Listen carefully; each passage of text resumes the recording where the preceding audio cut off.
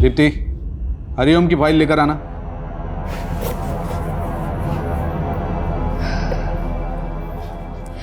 Sir, मैंने ये case पढ़ा है, क्लाइंट से बात भी की है। ये उतना बड़ा केस नहीं है, छोटा मोटा फ्रॉड का केस है। अच्छा सर, मैं आपके अंडर 2 साल से बहुत कुछ सीख रही हूँ।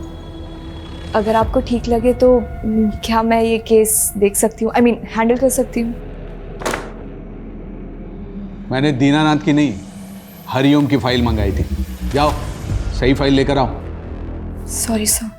2 साल में केस के फाइल के बारे में पता नहीं और केस चाहिए इन्हें।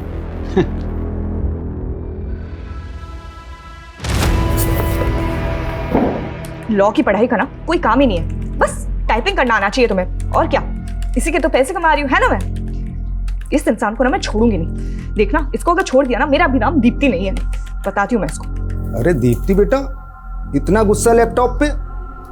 गुस्सा ना पापा मैं अपने सीनियर्स पे निकालूंगी। दीनानाथ की फाइलें मंगवाई थी उसने, पर एंड मौके में मुझे नीचा दिखाने के लिए झूठ बोल दिया। 2 साल से पापा, 2 साल से असिस्टेंट के नाम पे टाइपिस्ट बना के रखा है मुझे। अरे बेटा, मैं तो कहती हूँ कि ऐसी नौकरी को लात मार दो। और वैसे भी शादी के बाद कौन सा तुम्हें नौकरी करना है, घर पे ही तो रहना है। मम्मा। हाँ, जैसे ये आपके साहबजादे पूरा दिन घर में पड़े पड़े मोबाइल से दुश्मनी निकालते हैं। अरे आप घूम फिर के हमारे पीछे क्यों पड़ जाते हैं? पापा, हमारे पास ना एक बहुत बढ़िया बिजनेस प्लान है, बस एक बार फाइनेंसर मिल जाए। कुल 5 लाख रुपए की जरूरत है। अरे एक ख्याली पुलाव से बाहर निकलो और कुछ काम धंधा करो, समझ में आया? आप लेकिन इसके साथ हमेशा ऐसे क्यों करते हैं? हाँ, जब देखो इसके पीछे पड़ जाते हैं। अरे बेटा, छोड़ना क्यों? कहीं और जाओगी तो फिर से शुरुआत करनी पड़ेगी, हैं? यहीं टिकी रहो, आखिर कुछ सीख ही रही हो ना, कुछ जा तो नहीं रहा है आपका। कितना सीखूंगी पापा, अब मुझे केस चाहिए। अरे केस भी मिलेगा, एक दिन इतना केस मिलेगा कि रातों रात तुम्हारा नाम होगा। जज, वकील, क्लाइंट सब तुम्हारे आगे पीछे होंगे। तब ना पापा, मैं सत्यनारायण को अपना असिस्टेंट बना के बहुत सुनाऊंगी। बिल्कुल सुनाना, मगर ये ऐसा उदास चेहरा अच्छा नहीं लगता है। एक बार फिर से मुस्कुरा दे मेरा बेटा। मेरा बेटा। मैडम जी, ये देखिए कितना प्यारा कलर है। एक मिनट मैडम। हेलो, अरे ज्ञान भाई साहब, नमस्कार। कैसे याद किया? ये बताने के लिए फोन किया था कि संडे हमें शोरूम चलना है। शोरूम? किस लिए? अभी शादी में जो आप हमें गाड़ी देंगे उसकी बुकिंग नहीं मिल रही थी, तो मेरे एक दोस्त ने जुगाड़ लगाया है, अपना काम हो जाएगा। पर भाई साहब, गाड़ी की तो कोई बात ही नहीं हुई थी। अरे तो शादी भी तो कहाँ हुई है अभी तक, अभी बात कर लेते। वैसे भी हमने कौन सा हेलीकॉप्टर मांगा है आपसे? पापा, इस सब की क्या जरूरत है? आप क्यों बेकार में उन लोगों को? तू चुप बैठ एकदम। एक तो लड़की तुझे पसंद है, इसलिए अलग जाति में शादी करने के लिए हम तैयार हो गए। अब इन्हें भी तो कुछ करना ही पड़ेगा ना। भाई साहब, इतनी महंगी गाड़ी हम कहाँ से देंगे? भाई साहब, हम गरीब आदमी हैं। अभी आप देख लीजिएगा, मुझे तो कार चाहिए, बाकी आपकी मर्जी। मर्जी नहीं, जबरदस्ती है ये। नहीं करनी है मुझे ये शादी पापा, आप प्लीज उन लोगों को जाके बता दीजिए। देखो बेटा, जिद नहीं करते हैं, फिर शादी ब्याह में तो लेन देन चलता ही है ना। सौरभ कितना अच्छा लड़का है और तुम पसंद भी करती हो।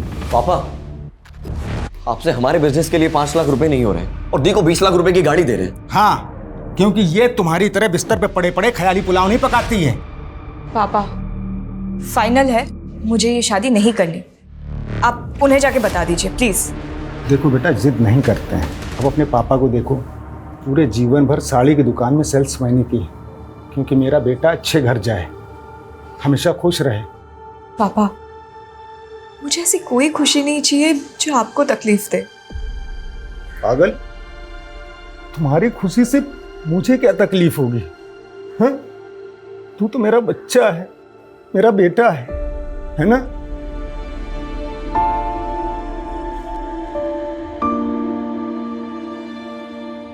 डॉक्टर, 6 साल हो गए हमारी शादी को और 1 साल से तो आपके चक्कर काट रहे, फिर भी बच्चा नहीं हुआ। आप ट्रीटमेंट करवाइए और भगवान पे भरोसा रखिए, सब अच्छा होगा। और लोगों का क्या है, लोग तो बातें करते ही रहते हैं। बाहर वाले क्या, अब तो रिश्तेदार भी हमें ताना मारने लग गए। सब बोलते हैं कि सबको बच्चे हो रहे हैं, बस हमारा ही बच्चा नहीं हो रहा। हम जब मर जाएंगे तो हमारी चिता को आग लगाने वाला भी कोई नहीं होगा।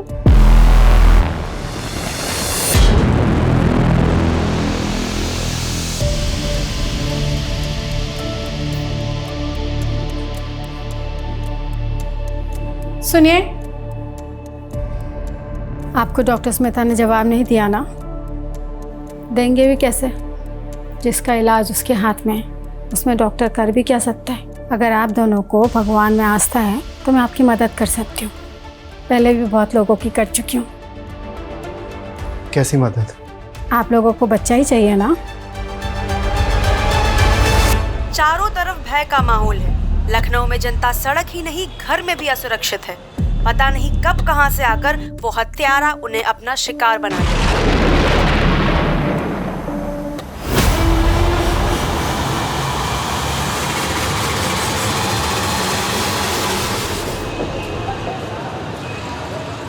सर, मेरे पापा कल दोपहर 2 बजे घर से निकले थे और अभी तक नहीं लौटे। उनका फोन भी स्विच ऑफ है। हमने हमारे रिश्तेदारों से, उनके दोस्तों से, वो जहाँ काम करते हैं वहाँ भी हर जगह पता किया, पर वो कहीं नहीं मिले। मुझे उनके लिए बहुत डर लग रहा है सर। अभी तो 24 घंटे हुए नहीं है। आप एक काम कीजिए, 24 घंटे के बाद आइए। सर, मेरा नाम एडवोकेट दीप्ति वर्मा है। अगर आपके इस 24 घंटे की टाइमलाइन के चलते मेरे पापा को कुछ हुआ ना, तो याद रखिए आपको इसका जवाब कोर्ट में देना होगा। देखिए, 24 घंटे के पहले मिसिंग कंप्लेंट लेना बनता तो नहीं है, लेकिन फिर भी मैं लिख लेता हूँ।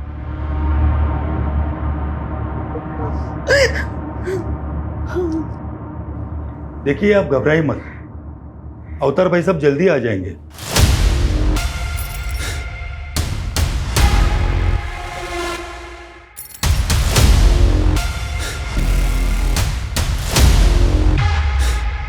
ये सब ना आपकी वजह से ही हुआ है।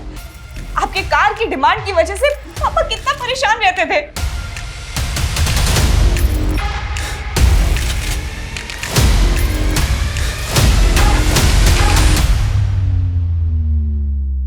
इस लड़के से शादी करना चाहता था। इसे बोलने की तमीज भी नहीं है। चल भाई साहब, तलाशी लो, पूरे घर की तलाशी लो। तलाशी नहीं है। हाँ? और पापा को क्या हुआ है? मैडम, रुक जाइए, आप शांति रखिए, आप सबको पता चल जाएगा।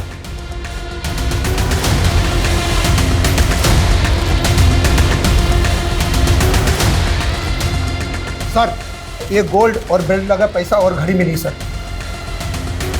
एविडेंस को सील करो और इसे वापस जीप में डालो। सर, क्या चल रहा है ये? वो लखनऊ में इनोसेंट लोगों को मारकर लूटपाट कर रहा है। वो सीरियल किलर। करेक्ट, और वो सीरियल किलर कोई और नहीं, आपके पापा है। कुछ भी बोल रहे हैं आप। मेरे पापा एक शरीफ सीधे साधे इंसान ने 7 मर्डर खुद कबूल किए हैं। पिछले साल अलीगंज में एटीएम किलिंग से लेकर ये जो एविडेंस मिले हैं इसी केस के हैं, जो आपके घर से बरामद हुए। मेरे पति ऐसा नहीं कर सकते। आपको कोई गलतफहमी हुई है। सर, आपको कोई आप मेरे पापा को ऐसे नहीं लेके जा सकते।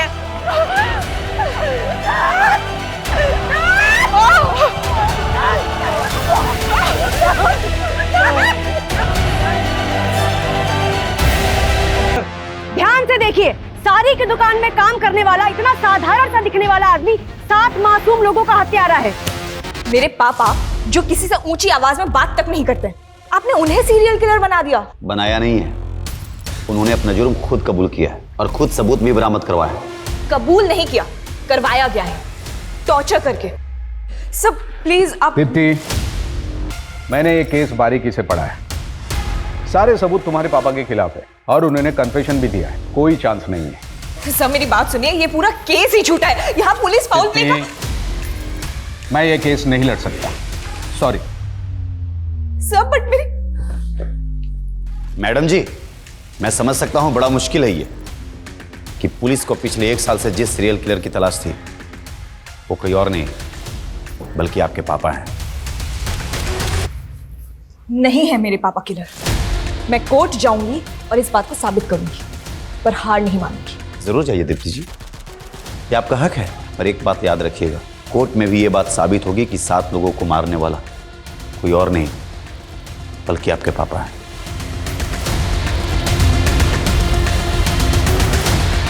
दीप्ति जी, क्या आपको कभी एहसास हुआ कि आपके पापा एक सीरियल किलर हैं जिन्होंने इतने लोगों की हत्या करी है? क्या आपको कभी उनसे डर लगा? दीप्ति जी, उन्होंने खुद अपना जुर्म कबूल किया है। कोई बड़ा वकील उनका केस नहीं लेगा। क्या करने वाली आप? क्या सोचा है कि आपने? क्या होगा आपका अगला मूव? बोलिए मैम, बोलिए। दीप्ति जी बोलिए। दीप्ति जी कुछ तो बताइए। जैसा कि आप देख रहे हैं, दीप्ति जी अभी तक इस केस में कुछ नहीं बोल रही हैं। कोई बड़ा वकील इनका केस नहीं लेगा। आगे क्या करने वाली है भी किसी को नहीं पता, पर हम आपको सारी अपडेट्स देते रहेंगे।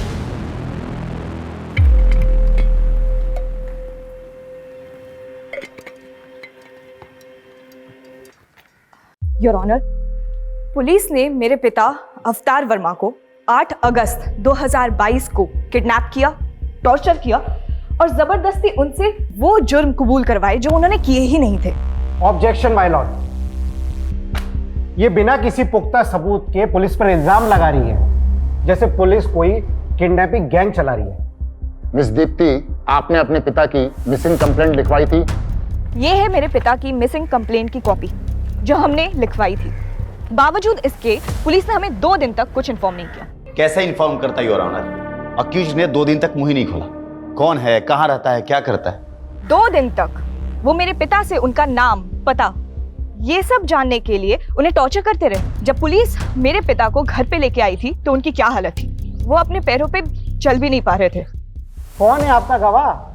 माय लॉर्ड, मैं कोर्ट को उनकी लिस्ट दूंगी, पेशी करवाऊंगी उनकी। दीप्ति जी, कोर्ट में मनगढ़ंत कहानियां नहीं, सबूत चलते हैं जो अवतार वर्मा के खिलाफ पुलिस के पास है और जो कोर्ट में पेश किए गए हैं। कौन से सबूत?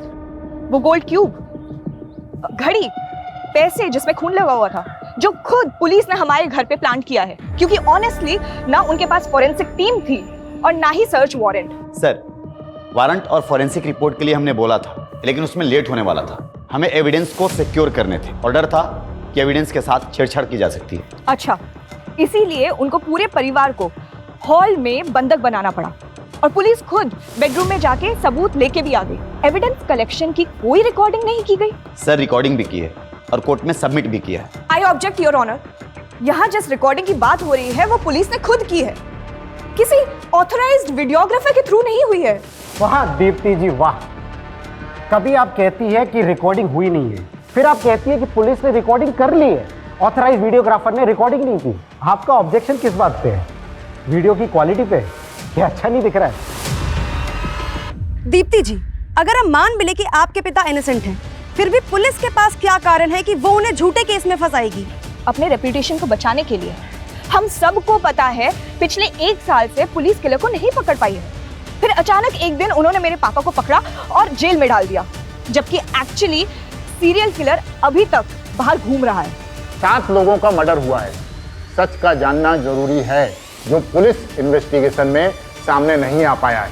ये कोर्ट ऑर्डर देती है कि इस केस की जांच क्राइम ब्रांच से करवाई जाए ताकि सच जनता के सामने आ सके। Court dismissed. पुलिस की साख जो पहले से दांव पर थी, कोर्ट के फैसले से उसे बड़ा झटका लगा है। सीरियल किलर केस जांच में गड़बड़ी के आरोप के बाद केस क्राइम ब्रांच को सौंप दिया गया है, इस उम्मीद के साथ कि सच सामने आएगा। जो किलर पिछले 1 साल से पूरे शहर के लिए खौफ बना हुआ था, पुलिस की नींद उड़ाई हुई थी, किशन और अनीता के मर्डर के 2 घंटे बाद ही इतनी आसानी से उसको अरेस्ट कर लिया तुमने। कैसे? आसानी से नहीं सर, पिछले 1 साल से दिन रात एक कर रखा था हमने। फिर उस दिन जब मुझे डबल मर्डर की खबर मिली, मैं फौरन क्राइम सीन के लिए निकला। रास्ते में मुझे अवतार दिखाई दिया, बहुत ही अजीब बिहेव कर रहा था वो। गाड़ी रोक, गाड़ी रोक, गाड़ी रोक।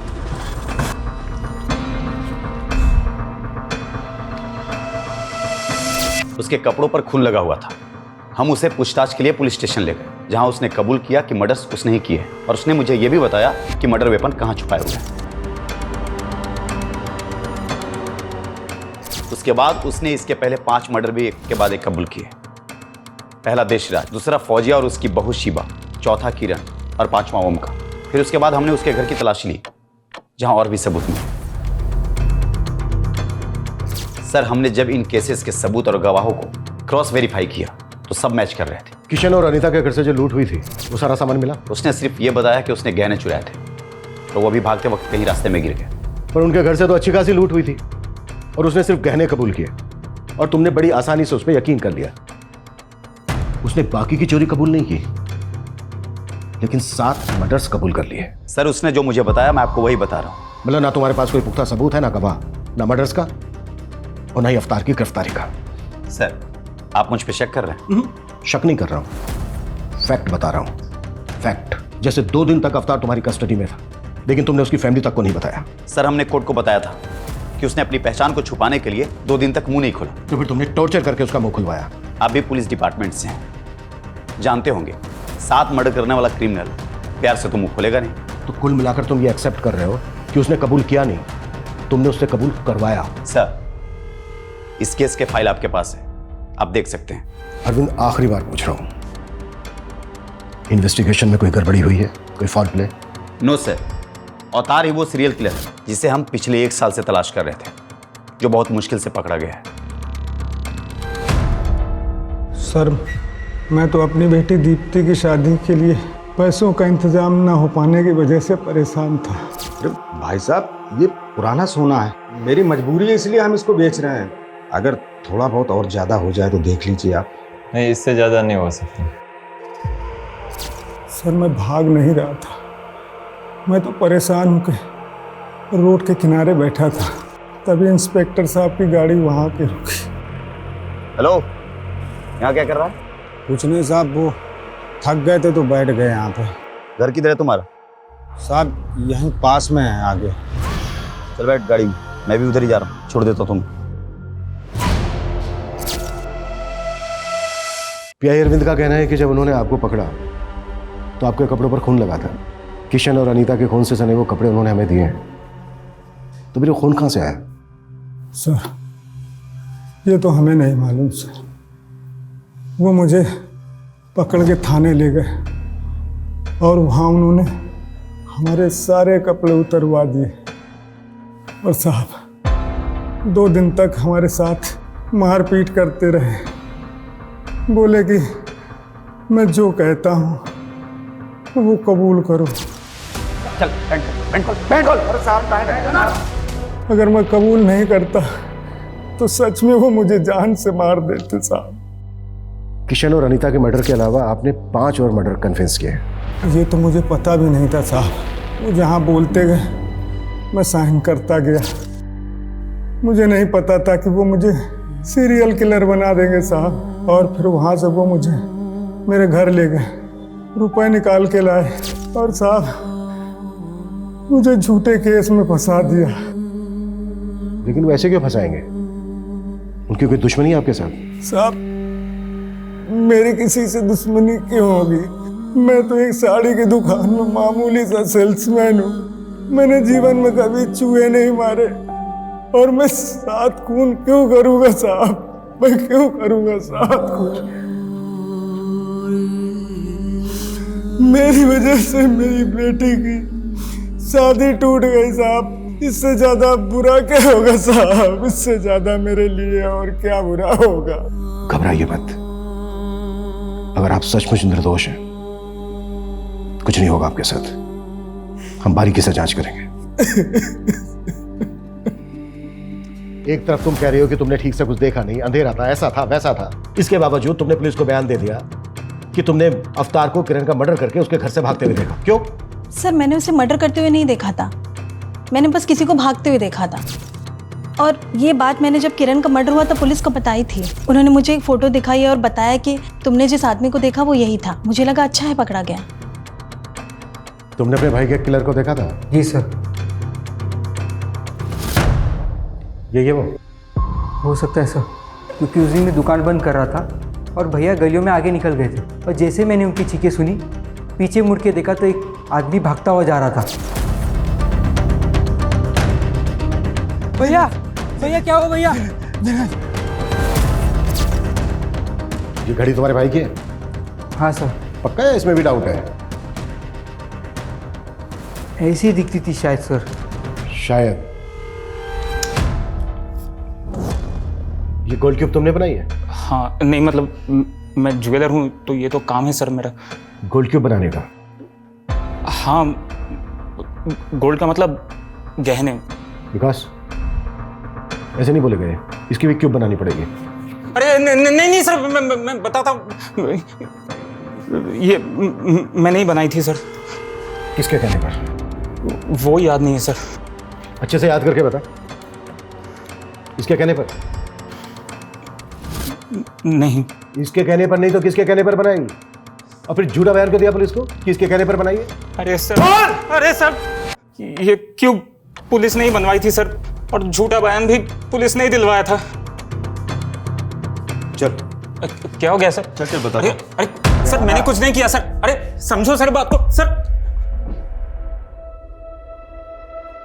मेरे करियर में यह पहली बार था कि हम अपने ही डिपार्टमेंट के अपने ही साथी की इन्वेस्टिगेशन का सच पता कर रहे थे, लेकिन लगातार पड़ला अवतार की तरफ झुकता जा रहा था। बावजूद इसके जांच में अभी तक सब कुछ 50-50 था।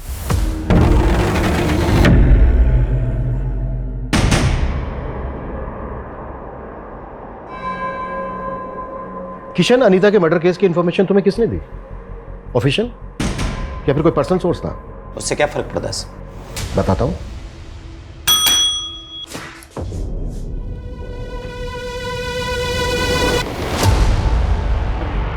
पहचानते हो इसे? Mithilesh Kumar, police driver. इसने पुलिस को इन्फॉर्म करने के बजाय अपने पर्सनल नंबर से तुम्हारे पर्सनल नंबर पर कॉल करके मर्डर की इन्फॉर्मेशन दी। मिथिलेश कुमार उर्फ तुम्हारा ड्राइवर, मिथिलेश कुमार उर्फ विक्टिम अनीता का मुंह बोला भाई।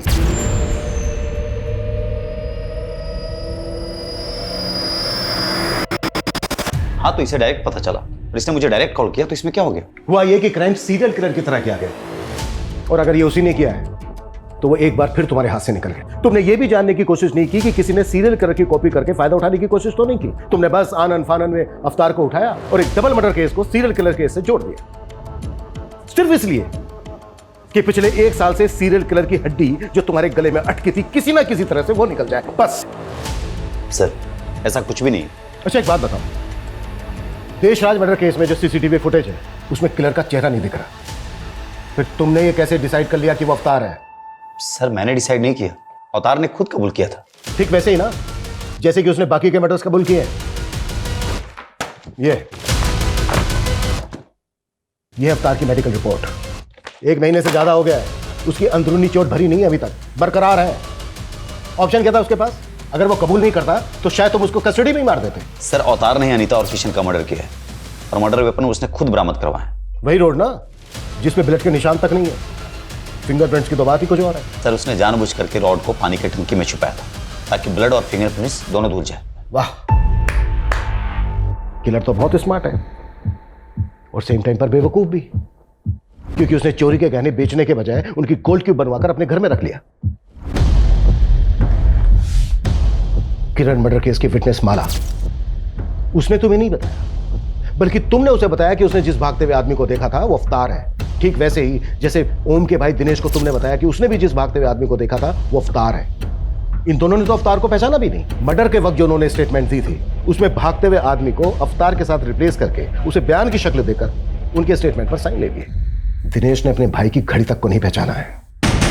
सर पता नहीं अब ये दिनों झूठ क्यों बोल रहे हैं। झूठ वो लोग नहीं बोल रहे हैं जो तुम बोल रहे हो। जिस ज्वेलर से तुमने गोल्ड क्यूब बनवाई है ना, उसने बयान दिया है कि अवतार ने गोल्ड क्यूब नहीं बनवाई है बल्कि पुलिस ने बनवाई है, और पुलिस ने उससे झूठा बयान लिखवाया है। ठीक है, मैं मानता हूं कि इस सीरियल किलर केस में मैंने उसे गलत तरीके से फ्रेम किया ताकि ये सीरियल किलर केस का सरदर्द हमेशा के लिए खत्म हो जाए। और ये सच है सर कि अनीता और किशन का मर्डर अवतार ने किया। बस कर अरविंद, बस कर, कुछ तो शर्म कर यार। एक डबल मर्डर केस को सीरियल किलर मर्डर केस के साथ जोड़कर तुमने ना सिर्फ इस केस को खुला छोड़ दिया है बल्कि उस सीरियल किलर को भी मैसेज दे दिया है कि तू आजाद है, जो चाहे करना चाहे कर, हम तुझे ढूंढ ही नहीं रहे, हम तो ऑलरेडी किसी को बलि का बकरा बना चुके हैं। जा सकते हो तुम, सस्पेंशन लेटर बहुत जल्द तुम्हें मिल जाएगा। सर मैं सच बोल रहा हूं, अवतार ने ही अनीता और किशन का मर्डर किया। Please go. Okay sir. Sir अगर अवतार ने किशन और अनीता का मर्डर नहीं किया तो फिर किसने मारा होगा उन लोगों को? रिपर ने? शायद सीरियल किलर नहीं किया हो, या ये भी हो सकता है कि किसी ने बहती गंगा में हाथ धो लिया हो। मे बी वो अवतार भी हो सकता है। विकास ये पहले के 5 मर्डर काफी पहले हुए हैं और ये दोनों मर्डर्स अभी अभी हुए हैं। हो सकता है क्राइम सीन से हमें कुछ मिल जाए। हमें इस केस पर आज से ही, बल्कि अभी से लगना होगा। केस से रिलेटेड जो भी मटेरियल है उसकी अच्छे से जांच करनी होगी। और जरा पता करो कि अवतार का अनीता और किशन के साथ कोई कनेक्शन है क्या। Okay sir.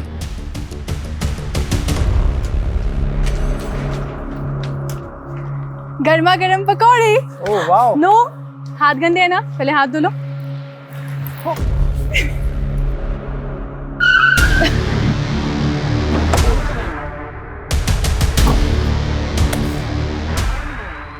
ये तो किशन और अनीता का घर है। तुम लोग क्या कर रहे हो यहाँ पे? उनका घर था, अब ये हमारा घर है। और हमसे ही पूछ रहे हैं हमारे घर में कि हम कौन है। आप लोग कौन है? Police, crime branch. सर मैं शुभम मिश्रा हूँ और ये मेरी बीवी माधुरी, और मैं किशन का छोटा सगा भाई हूँ। भाई हो तो तुम्हारा अपना भी तो घर होगा। यहाँ क्या कर रहे हो? सर हम रेंट पर रहते थे, तो भैया भाभी के मर्डर के बाद ये घर खाली हो गया। और वैसे भी कुछ टाइम पहले तक हम यहीं रहते थे। तो फिर यहाँ से खाली करके गए क्यों? खाली किया नहीं था, करवाया था। जब तक वो लोग दुबई में थे तब तक हमसे रखवाली करवाई इस घर की, और जैसे ही वापस आ गए लात मार के निकाल दिया हमें। और वैसे भी सर, अब तो ये घर खंडहर ही होता ना, उससे बेहतर है ना कि हम लोग यहाँ रह रहे हैं। कम से कम घर की देखभाल हो जा रही है। वो दुबई से आए क्यों वापस? सर वो आना ही था ना। अब दीदी के खर्चे इतने ज्यादा थे, कमाई इतनी कम थी, तो आना तो पड़ेगा ना। तुम काम क्या करते हो? मैं काम ढूंढ रहा हूँ सर। घर देखना है, दिखाओ। चलिए। चलो।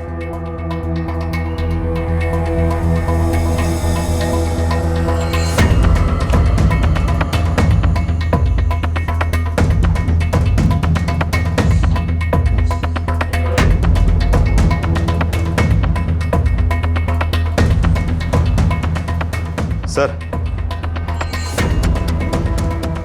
किशन की लाश मिली थी यहाँ पर।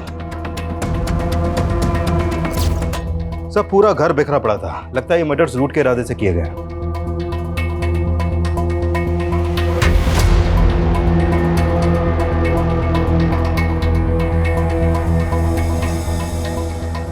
बॉडीज को तुम लोगों ने पहले देखा था?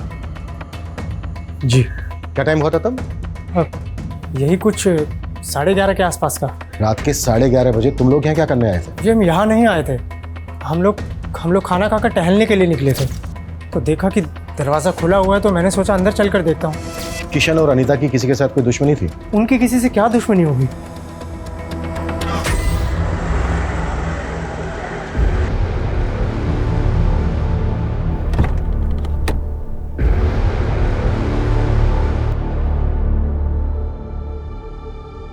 सर, अवतार जी कैसा महसूस कर रहे हैं आप घर वापस आकर? घर आकर और परिवार के लोगों से मिलकर बहुत अच्छा लग रहा है। सब आपके खिलाफ थे, पर आपकी बेटी ने आप पर भरोसा दिखाया। कुछ कहना चाहेंगे दीप्ति जी के बारे में? मैंने तो उम्मीद ही छोड़ दी थी, लेकिन मेरी बेटी दीप्ति ने मुझे बचा लिया, वरना मैं तो जेल में पड़े पड़े मर ही जाता। दीप्ति जी, पापा हमेशा से कहते थे कि मुझे एक बहुत बड़ा केस मिलेगा, पर मुझे नहीं पता था कि मैं पापा के लिए केस लड़ूंगी।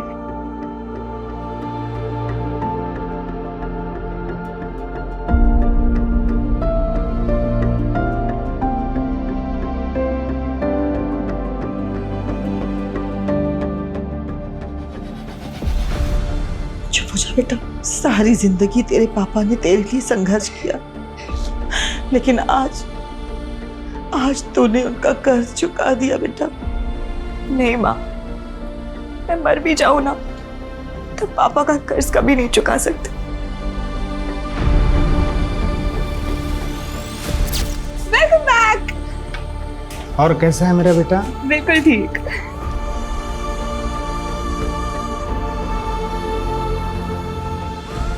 आज आने में आपने कुछ ज्यादा देर नहीं कर दिया? हाँ, कुछ आज एक्स्ट्रा काम था इसलिए थोड़ा लेट हो गया।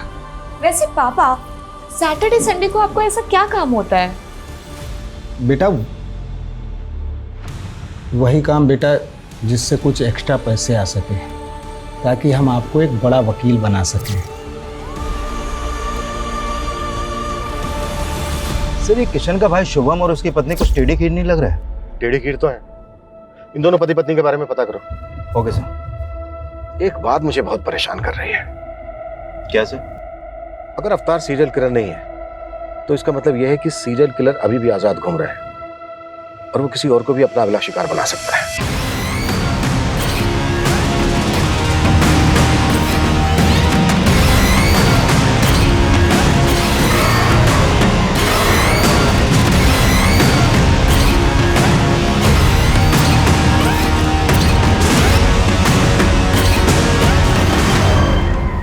सर शुभम के बारे में इंक्वायरी करते हुए पता चला कि जब वो पहले किशन के घर पे रहता था तो उसका आए दिन किसी से बहुत झगड़ा होता था।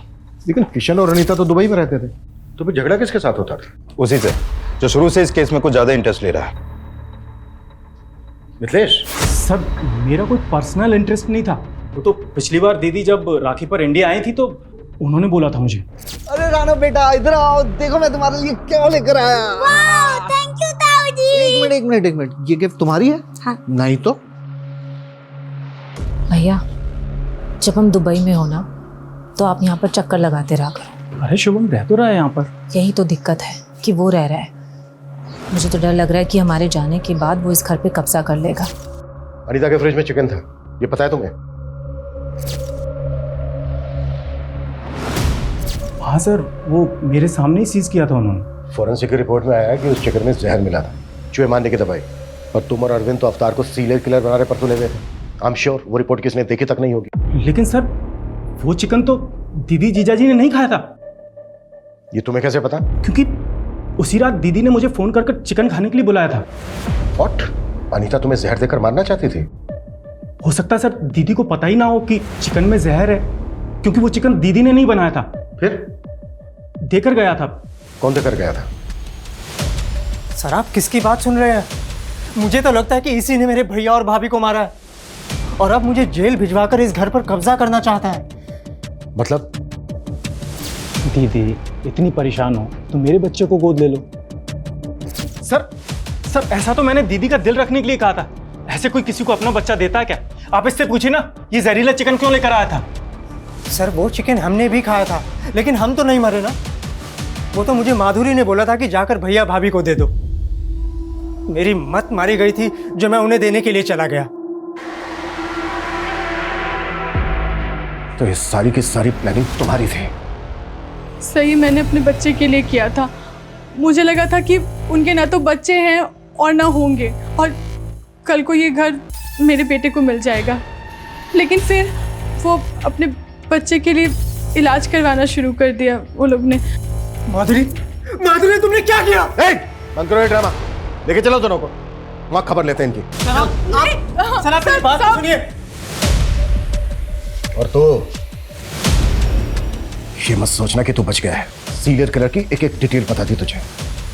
किशन और अनीता का मर्डर बिल्कुल वैसा ही हुआ है। मैंने ऐसा कुछ भी नहीं किया सर। अगर किया है तो सोच ले, नौकरी तो जाएगी जाएगी, अंदर भी जाएगा, वो भी लंबा। सर अगर वाकई में अनीता और किशन के डबल मर्डर्स में इनका हाथ हुआ तो हमारी मुश्किलें और भी बढ़ने वाली हैं, क्योंकि वो सीरियल किलर यानी कि रिपर अभी भी खुलेआम घूम रहा है।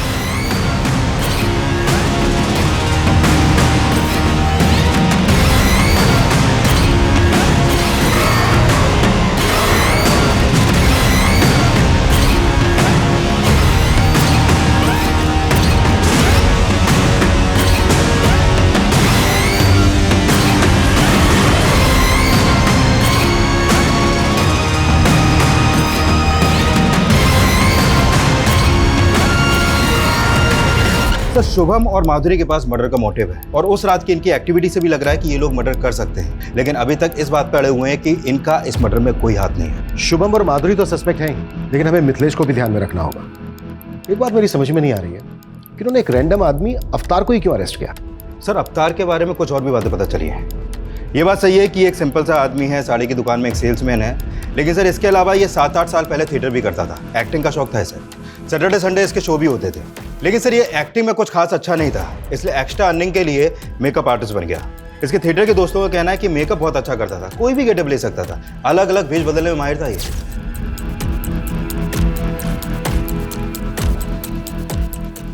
सर आपने अभी की ब्रेकिंग न्यूज देखी? क्या न्यूज है? जैसी करनी वैसी भरनी का ताजा उदाहरण है लखनऊ सीरियल किलर केस का मामला। जब वो दबे पांव अपना अगला शिकार करने जा रहा था, लोगों ने उसे देखा और उन्हें शक हुआ। सर ये तो बच्चा है, माइनर है। इसकी हालत देख के लगता नहीं है कि ये किसी बच्चे को भी कंट्रोल कर सकता है। सर मुझे लगता है कि भीड़ ने गुस्से में आके फिर एक बच्चे की जान ले ली। सिचुएशन को कंट्रोल करना पड़ेगा। इस रिपर ने पूरे शहर को पैनिक कर दिया है। लोग इतने डरे हुए हैं कि किसी की भी जान लेने पर उतार हुए हैं। Excuse me sir. Hello sir, Anita और किशन के कॉल रिकॉर्ड आ गए हैं। उनके कॉल रिकॉर्ड में किसी बाबा का नंबर तो नहीं मिला है, लेकिन एक नंबर है जिस पर मर्डर वाले दिन किशन ने कई बार कॉल किए हैं और लास्ट कॉल रात 11 बजे के आसपास हुई है। कौन है वो? राधा। सर ये उसी क्लिनिक में नर्स है जहाँ पर किशन अनीता का इलाज करवा रहा था। सर इस राधा के टच में एक बाबा भी है और इनके कॉल रिकॉर्ड के अकॉर्डिंग मर्डर वाली रात इन दोनों की लोकेशन किशन के घर के आसपास की थी। दोनों सर मुझे यहाँ क्यों लेके आए? मैंने क्या किया है? सब पता चल जाएगा। उधर देखो मुकेश। गुड, काफी समझदार हो दोनों। अब डायरेक्टली पूछ रहा हूं, मार खा के बोलोगे या फिर बिना मार खाए? बोलो। सर अनीता और किशन मुझे क्लिनिक में मिले थे। अगर आप दोनों को भगवान में आस्था है तो मैं आपकी मदद कर सकती हूँ। कैसी मदद? सर क्लिनिक ऐसी जगह थी जहाँ पर लोग बच्चे के लिए कितना भी पैसा लुटाने के लिए तैयार होते थे। मैं उन्हें बाबा की पट्टी पढ़ाती थी और फिर हम मिलकर उनको पूजा पाठ के नाम पर पैसे निकलवाने की कोशिश करते थे।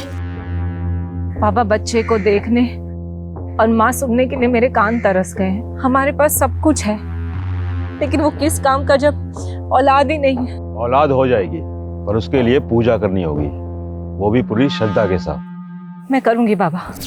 ऐसी पूजा से हम 50,000 तक निकला लेते थे। जब वो दोनों पैसे देने के लिए तैयार थे तो फिर उन दोनों को मारा क्यों? हमने उन्हें नहीं मारा सर। ड्रामा मत करो, क्योंकि ये पता चल चुका है हमें, तुम दोनों गए थे वहां पर। हम वहां पर सिर्फ पूजा करने के लिए गए थे सर। हमारे पहुंचने से पहले वहां पर कांड हो चुका था।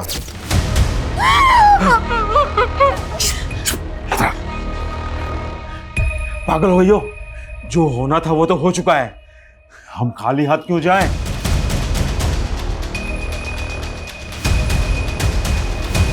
सर हमने सिर्फ चोरी की है, किसी को मारा नहीं है सर। चोरी का सामान कहाँ है? सर हमारे पास है, हम दे देंगे, हम सब दे देंगे सर।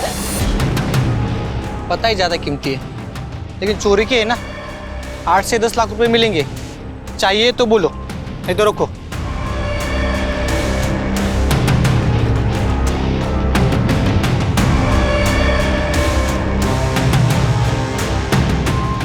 सर खबरी ने टिप दी है, अनीता की सोने की चूड़ियां चोर बाजार में बेची गई हैं। बेचने और खरीदने वाले की कोई इन्फॉर्मेशन? खरीदने वाले की है, बेचने वाले की वो बताए। सर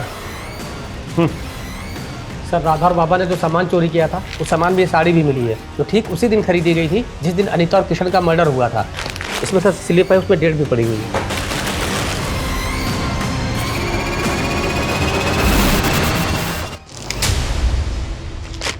हाँ सर, ये साड़ी हमारी दुकान से खरीदी गई है, लेकिन इसका फॉल लगाने के बाद घर भेजनी थी, इसलिए उस दिन दुकान बंद होने के बाद हमने भेजी थी। दुकान कब बंद होती है आपकी? दुकान 9 बजे बंद हो जाती है साहब, लेकिन सब समेटते समेटते 10 बज जाते हैं। इस साड़ी को देने कौन गया था?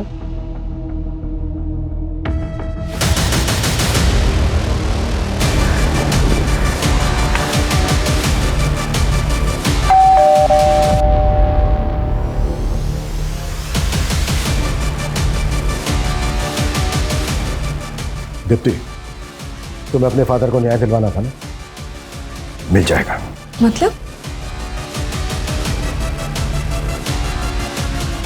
मतलब ये खुद बताएंगे।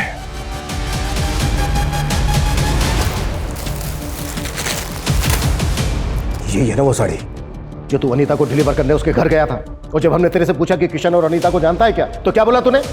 कि तूने उनको कभी देखा नहीं। इतनी कमजोर याददाश्त है तेरी।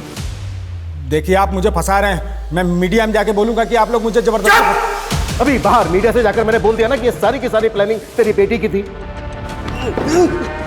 तो जितना टाइम लगा है ना उसे अपना नाम बनाने में, उससे कहीं कम टाइम लगेगा उसका नाम खत्म होने में।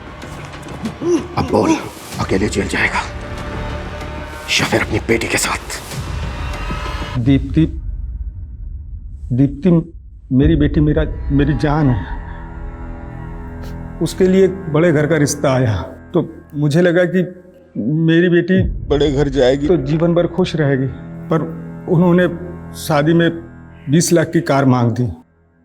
मैं बहुत परेशान था, कुछ समझ में नहीं आ रहा था। फिर सेठ जी ने ये साड़ी डिलीवर करने के लिए दी और मैं सोचते सोचते कब वहाँ पहुँच गया। मैडम जी, ये आपकी साड़ी एक बार ठीक से चेक कर लीजिए। तभी मेरी नज़र उन गहनों में पड़ी। उसके गहने मेरे दिमाग में घूमते रहे कि अगर ये गहने मुझे मिल जाएंगे, मेरी बेटी की शादी अच्छी से धूमधाम से हो जाएगी। सीरियल किलर के बारे में टीवी में देखा था तो उनके सारे गहने ले लिए थे, पर मैं इतना डर गया था, डर के मारे इधर उधर भटक रहा था और तभी वहाँ पुलिस की गाड़ी आ गई। तू एक आम आदमी है, इतना बड़ा क्राइम करके तूने पुलिस को बेवकूफ़ बनाया, कैसे? सर, मेरी बेटी वकील है और उससे केस के बारे में बातचीत होती रहती थी, तो मुझे समझ में आ गया था कि पुलिस को कैसे घुमाना है। घुमाया तो बहुत तूने, लेकिन अब तेरी बारी है। देशराज, फौजिया, शिवा, किरण, ओम के मर्डर करने में तूने अपने मेकअप आर्टिस्ट होने का फायदा उठाया। चेहरा बदल बदल के मर्डर किए तूने ताकि कोई देखे भी तो बाद में पहचान ना पाए। साहब, मैं मेकअप आर्टिस्ट था, पर मैंने ऐसा कुछ नहीं किया जो इल्ज़ाम आप मुझ पे लगा रहे हैं। पहले उन लोगों ने मार पीट करके सीरियल किलर बनाया और अब आप भी वही कर रहे हैं। साहब, मैं मानता हूं कि मैंने अनीता और किशन को मारा है, बाकी मैंने किसी को नहीं मारा है।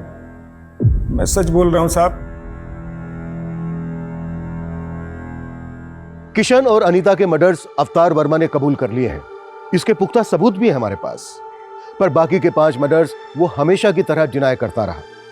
हालांकि हमने बहुत कोशिश की, पर साबित करना हमारे लिए आसान नहीं था।